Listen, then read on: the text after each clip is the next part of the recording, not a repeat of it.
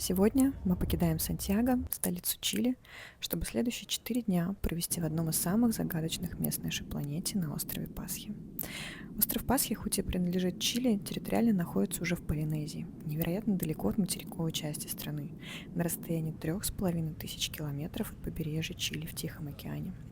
Добраться до острова Пасхи можно только самолетом, вылетающим из Сантьяго, и только одной авиакомпанией «Латам». Крохотный остров Пасхи, или как его называют местные полинезийцы, Рапануи, весь как на ладони. 20 километров в длину, 10 в ширину. Наш огромный Боинг еле умещается во взлетно-посадочную полосу. Приземляемся мы у южного берега острова, а самолет останавливается уже у самого северного берега. Никакого контроля и долгого выхода из аэропорта. На взлетно-посадочной полосе нас встречают полинезийскими танцами и цветочными ожерельями. Вот так вот здесь все по-простому. Паркинг. Вот такие здесь невероятные заросли. Слышно петушков на заднем плане. Под пальмами это все выглядит очень сюрреалистично. И вот такие здесь домики.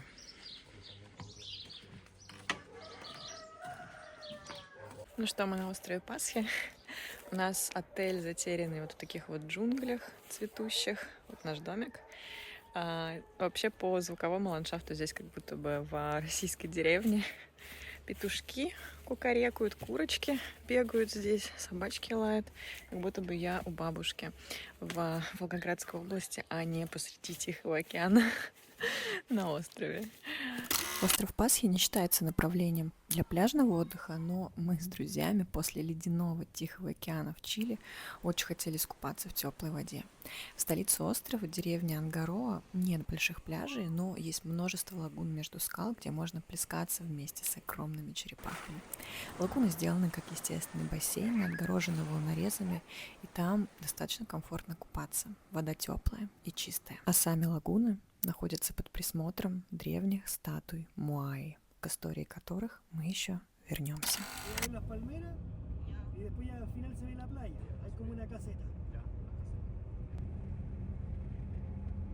Конечно, мы приехали на остров Пасхи, чтобы наконец-то разгадать все его тайны. Но искушение берет вверх, и мы решаем весь следующий день провести на единственном большом пляже острова Анакена-Бич. Пляж находится на другой стороне острова от деревни в 20 километрах. Мы берем такси и отправляемся туда. Заранее договариваемся о времени, когда нас заберут, потому что на той части острова не ловит никакая связь, и заказать такси оттуда не будет возможным.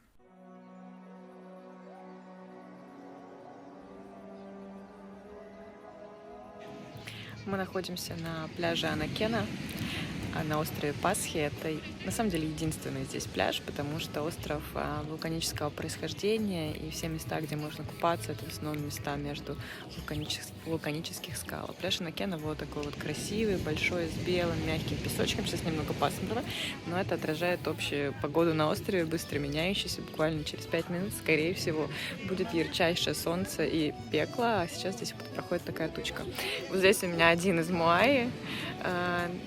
Он смотрит, как вы можете видеть, спиной к океану и, соответственно, своим лицом вглубь острова. Это в целом характерная черта всех Моаи, потому что они не наслаждались прекрасными морскими видами, они охраняли деревни, которые здесь были, и взгляд был направлен на ту деревню, которую они охраняли.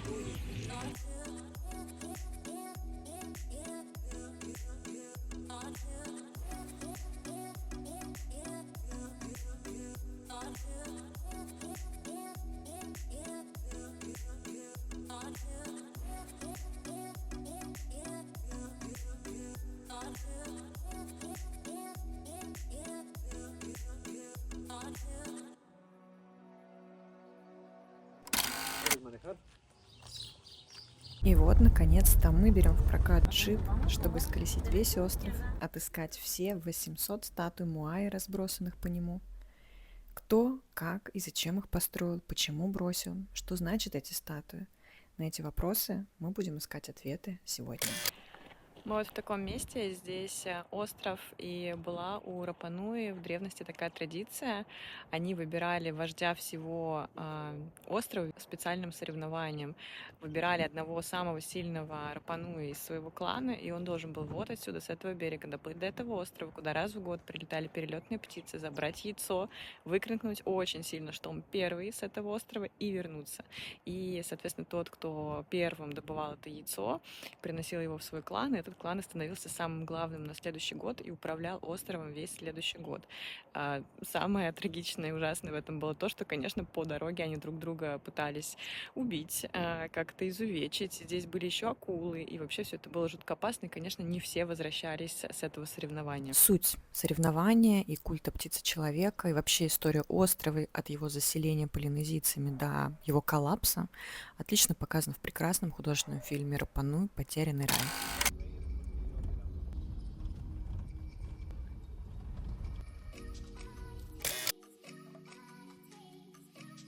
Мы приехали на еще одну платформу, где находится раз, два, три, четыре, пять, шесть, семь.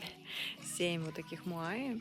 И интересно, что здесь на острове раньше, более 500 лет назад, было больше 20 разных кланов Рапануи, и у каждого из кланов были вот такие вот платформы со своими статуями муаи. Чем больше и круче были статуи, тем больше и круче был клан, которому они принадлежали.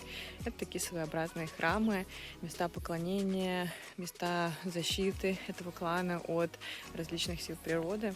И вот сейчас мы находимся в зоне, она такая выглядит как деревня, она по сути такое есть, и как раз-таки вот это место было местом проживания клана, который занимался сельским хозяйством.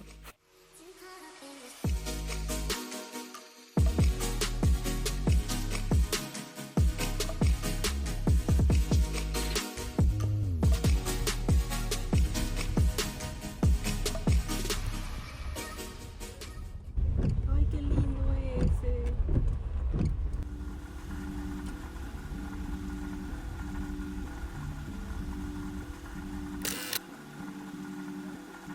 Мы находимся в месте, которое называется Раннерараку. Это место, где производили вот эти статуи муаи. И здесь есть скалы, в которых их вырезали специальные мастера. И на каждую часть муаи был свой мастер. Были те, кто был ответственен за глаза, за нос, за подбородок, за форму целиком. И уже отсюда потом их отвозили в разные части острова разным кланам. И интересно, что здесь огромное количество разбросано на этих статуй по местности, и 80% статуй находится именно здесь, в этом месте, где их производили.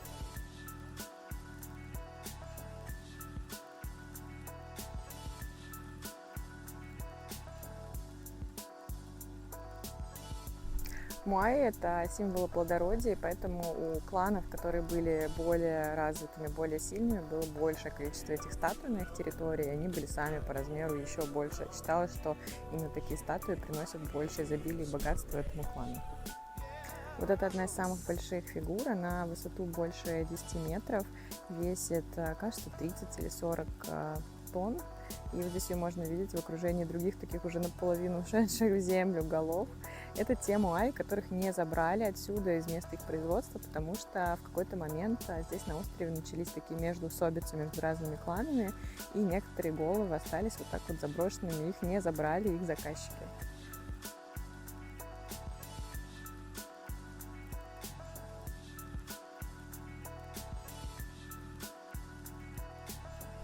Вот здесь, в этом месте, мы видим отлично, как производились, создавались эти огромные статуи муаи. И вот здесь одна из самых крупнейших статуй, которая не была доделана, то есть их высекали прямо в скале несколько мастеров, и уже потом из скалы поднимали и спускали туда вниз, в долину, и размещали на платформах.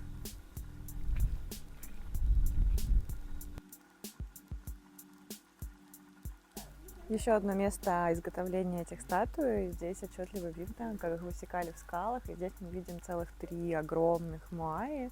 Один из них внутри скалы, один на таком тоже подготовительном этапе. И еще один вон там, уже как будто бы немного вросший в землю.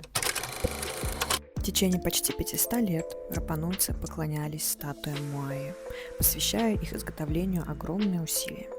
На острове была своя уникальная культура, своя общественная иерархия. Но что случилось потом? Почему в каменоломне Рана-Рараку сейчас мы можем видеть более 300 брошенных статуй и еще больше брошенных статуй по всему острову? Как будто они все еще ждут здесь своих хозяев. Почему культура Рапануи оказалась безвозвратно утерянной?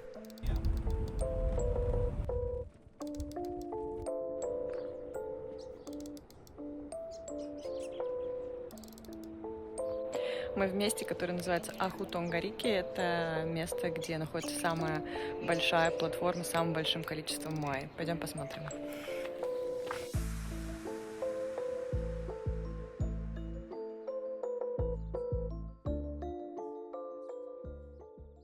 Мы находимся в месте, где расположено самое большое количество моай, и они самые крупные. Здесь их 15 штук, они очень высокие и большие. И интересно, что в 60-м году, когда произошло большое чилийское землетрясение, которое разрушило очень много городов и построек в Чили, оно также коснулось острова Пасхи. И здесь было большое цунами, которое повалило эти статуи, и они несколько лет лежали здесь поваленными. И уже потом, гораздо позже, с помощью больших японских кранов их поднимали на свои платформы, однако им не смогли установить вот эти вот шапочки. Мы здесь видим, что только у одного из моай есть наверху шапочка, которая на самом деле является их волосами. Рапануи стремились к тому, чтобы сделать эти статуи еще больше и еще выше, но куда еще выше, и поэтому они придумали такую штуку. Они стали класть наверх голов вот такие шапочки, которые стали символом волос этих статуй, и эти шапочки, они сделаны из другого камня, это камень более легкий, и поэтому его удалось использовать и таким образом погружать наверх статую. Каждый вождь хотел еще больше моаи, еще больших размеров. На их создание тратились огромные усилия сотен рапануйцев. Для перевозки огромных статуй из каменоломни Рана-Рараку до их платформ в разных частях острова использовались бревна и канаты. Бревна подкладывались под статую, и, раскачиваясь канатами, она двигалась вперед. Под тяжестью статуи бревна быстро превращались в щепки, требовались новые и новые. Так, за 100 лет на острове Пасхи был вырублен весь лес. Облесение привело к эрозии почвы. Начался голод, междоусобные войны кланов и каннибализм. Когда в 1774 году первый европеец Джеймс Кук высадился на остров Пасхи, здесь уже царил хаос. Статуи моай уникальны, и это то, ради чего точно стоит добраться до самого изолированного острова на планете. Они же стали проклятием острова, его тупиком и коллапсом.